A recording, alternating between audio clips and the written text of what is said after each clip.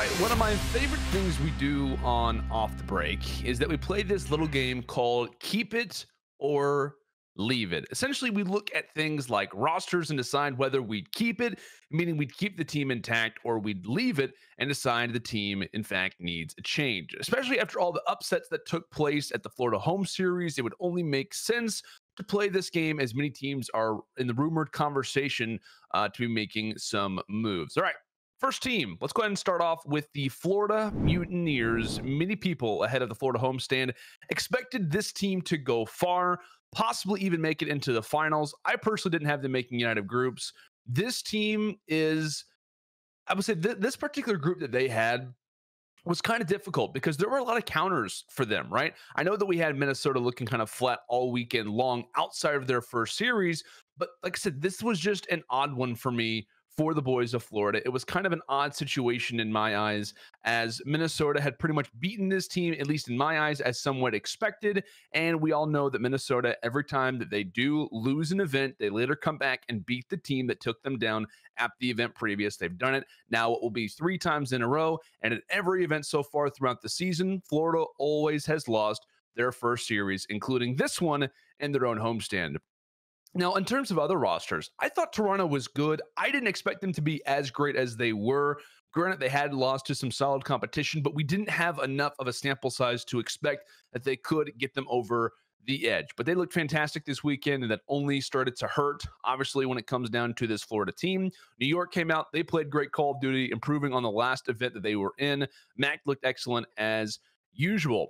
Now, the worst part for Florida was that they were the defending champions from the Dallas home series. And they come out and they go 0-6 in defending their turf at an event that technically had their name on it. I know we're not on land, but at the very least, you are in some ways holding on to what was your championship in Dallas, while also having the term Florida on your event. So it did not help that they did have the worst record in CDL history, as it's now labeled. 0-6 has never happened so far on the season. Florida was the first team, like I said, in CDL history to have this happen to them, where they don't win a single map at their event, or rather at any event that's happened so far. So a team that many had predicted to be top 4 heading into this event, now coming out, where do we sit? Now, given the results and given all the things that I've talked about, my pick for this team is going to be to keep it. Now, I want to make this very clear because I haven't been sold on this group throughout the entirety of the season, right? Even after their win in Dallas, I made it known that it impressed me, right? Their win versus Minnesota, it impressed me. But I thought that would probably be their best Call of Duty of this season. I like this group, but we saw some major strides in a short time, and I personally would like to leave it. I think that this team in the future will leave it, but I'm saying keep it because that's what I think that Florida is going to do for now. They're going to be more of an up and down group over time. If you're looking at other players who could kind of come in and be difference makers, Prestini's involved in all kinds of trade rumors, so I don't think they're going to be going to utilize him in any way. I don't think this team even wants to utilize Prestini. They also have to look, if they want to try and leave it, to look for an excess piece. But I will say there are some very talented flex challenger players out there that do, in fact, deserve the nod. I think Florida, coming into their future, their next events, are going to have to look out and figure out how do they utilize Mox, because they cannot continue to have him play the way that they are if they expect to win consistently. I think that maybe you give a chance to someone like Skies to play the flex, to let Mox see how he kind of plays out when it comes down to a main AR and hardpoint. I want them to give that a try, and I think that maybe could help them in some capacity. I think they'll keep it. I personally would say leave it, but I'm saying keep it for now because that's what I think they're going to do, at least for the next event. All right, next up, we do have the London Royal Ravens. We got to watch the Ravens in the past few events as they played in both Chicago and most recently here at the Florida home series. They failed to make it out of groups in Chicago. However, they did have arguably one of the most difficult runs at the event, having to face off against both Chicago and FaZe. They have one of the closest 3-0s of the season, and they're lost to FaZe. They have what was a very 2 close hard points versus Chicago, and also managed to win the domination versus them. Wiskin had his first, I would say, negative, first bad event of the year, but, you know, you move on, right? It's one bad event. Let's move on to the next one. So now they come into the Florida home series. I personally expected them to make it out of groups. I thought they showed a lot of potential when it came down to the Chicago home series. Many thought it would be a toss-up. Obviously, you have Atlanta FaZe, but you more, kind of more specifically when it comes down to the second seed, have London, Paris, OGLA. All of them have had really cases to make. OGLA came out and looked absolutely fantastic, right? London manages to beat them in the first series that they play in a 3-2 hard fought one. London clutches up. Later, they face off against FaZe in a pretty odd series in terms of the restart incident. And then they match up later against OGLA again, the rematch. And it's a totally different story. A 3-0 loss in which pretty much every map wasn't all that close. And that has to hurt if you're a team like London, right? Because OG is a team that's on the rise right now. And one of the teams that were made an example of that were, in fact, the Ravens. Granted, they did lose to the two teams that were in the grand finals of this event. They haven't had great luck when it comes down to the groups and in terms of their most recent home series. But where do we see London right now, right? Where do we see this team sitting as of this moment? I like this team, but I still feel like they're dealing with the same issues that they've been having, right? They're a middle of the pack team, but teams are starting to pass them, right? OGLA is making strides. New York is making strides. Toronto even is making strides. I think for London, the change with adding Shawnee wasn't enough. I think that he's been a great addition to the team, but they still need something more. And I think they need to do something involving Jared, right? It's been the major story all throughout the year. He has not had a solid season, and London is needing consistency out of their SMGs. At times, Scraps is playing well. At times, Dylan is playing well, but they need a team effort. And a lot of these rosters that are starting to make strides, the SMGs are different, or a little piece gets added in which the SMGs are playing better. That, for me, is the key for this team. They're not going to get rid of Scraps. They're not going to get rid of Dylan. The only other piece that you can possibly move around is going to be Jared. Now, who do you kind of throw into this team? It's hard to say, but I think London should leave it. Despite their rough groups, I believe they'll look toward a change. You have to keep in mind, they've got to be running out of some patience here, because the last time that London have made it out of groups was at their homestand back in early February. All right, let's move forward. Next team, the Chicago Huntsmen. It seems all but confirmed that Chicago is looking forward past Gunless, a move that I've personally been expecting since the start of the season. We've obviously heard the rumors about Prestini and a possible ability for him to come onto this team from Florida.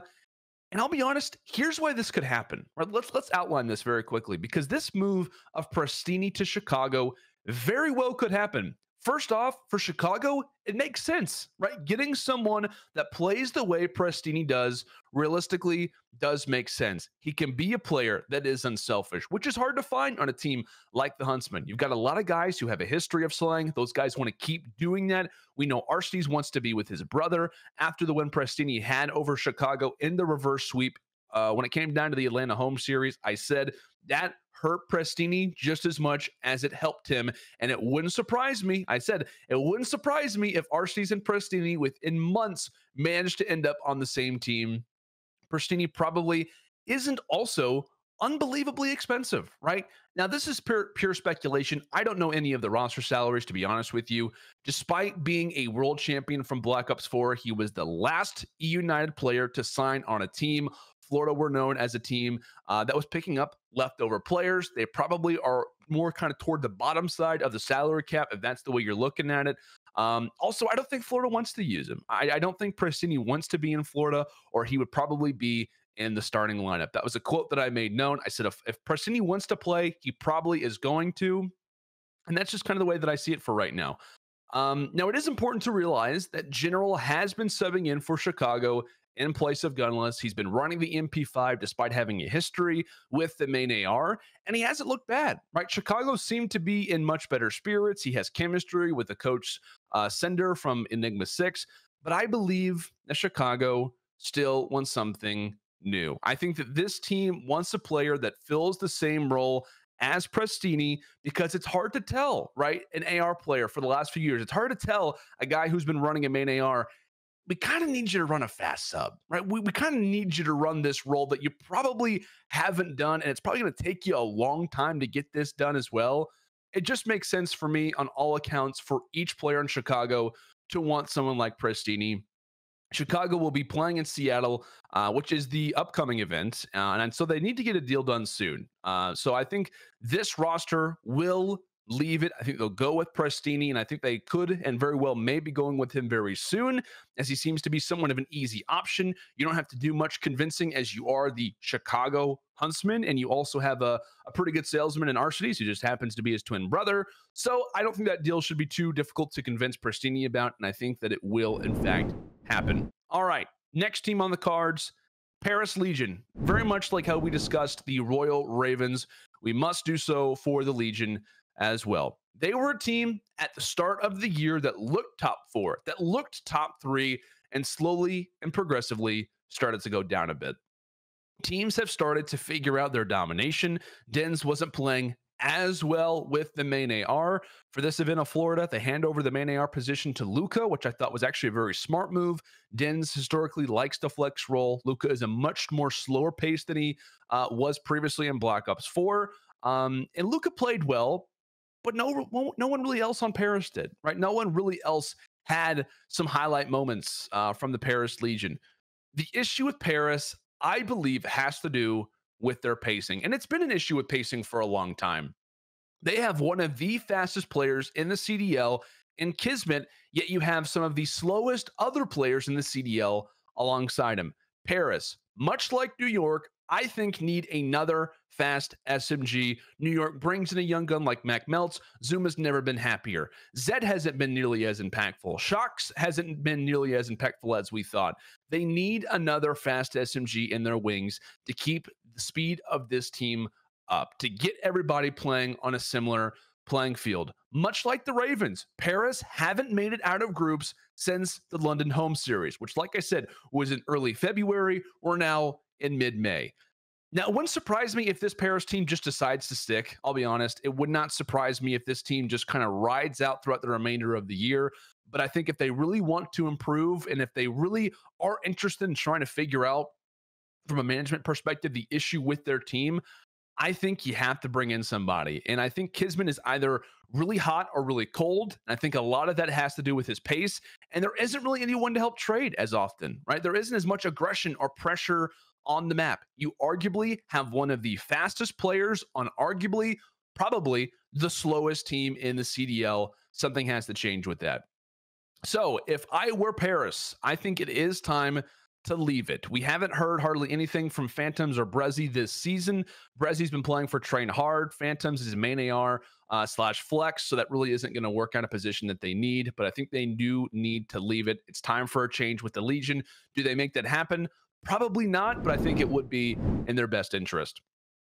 All right, finally, we have the Los Angeles Optic, a team that many people expected to bomb out at the Florida home series. However, they did manage to turn some heads in the new addition from Chino, who was previously on the bench. This was not an easy group for this team by any means coming in, right? You have two middle of the pack teams in Paris and London, while also having to worry about FaZe, yet they still managed to survive this group, beating London in the rematch as well as Paris 3-0. This team showed that just a minor adjustment could make all the difference. I don't think this is a major negative versus JCap. Obviously, it doesn't make him look great from a player point of view, but still yet, Chino managed to make an impact. He clearly still is learning the game more and more and is trying to learn this team's tendencies. He makes sense from a role point of view, as he is a designated flex, which is what I hoped that they would do. I was worried, and my biggest worry was that they were not going to input him where he makes the most sense. They were just going to directly try and replace JCap. They didn't do that. They gave him what he wanted, which is a flex position, which now keeps Dashy at an MP5, which is where he should remain for the rest of the season. At different times throughout this event for OGLA, despite Chino not playing great, you just saw, right? You just saw the slang talent that this team possesses, the slang talent that we were all so excited about coming into Modern Warfare. We saw Kenny, we saw Dashy, we saw TJ, all going off. And Slasher also was having some incredible moments as well, clutching up constantly in Search and Destroy, putting up 12, 13 plus kills in S&D.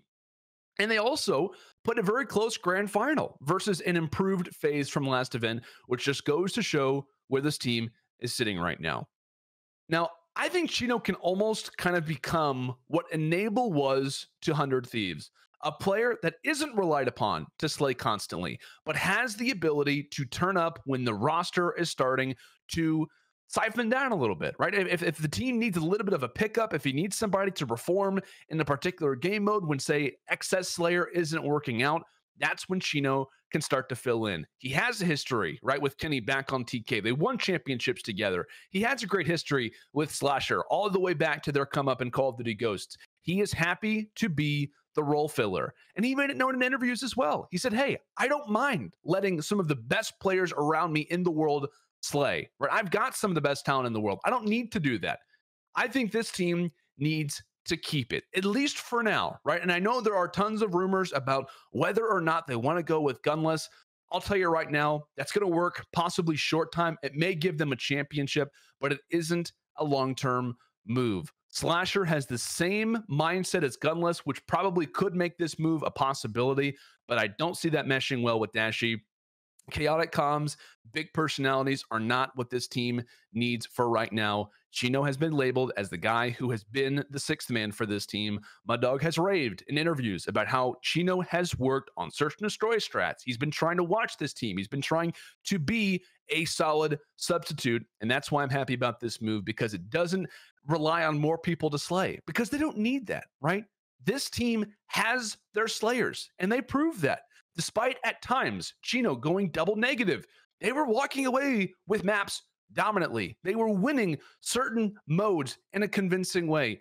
They just need, I believe, a constant piece that can fill the roles and be a positive force. And that's what Chino did this weekend. And we obviously saw the results from it. A second place finish in an event that not many people thought that they would get to. I really hope OGLA keeps this, at least for now. I think that they need to ride this one out for a little longer. I'm not sure if they will, but I think that this particular move of having Chino in does possibly work for the long term.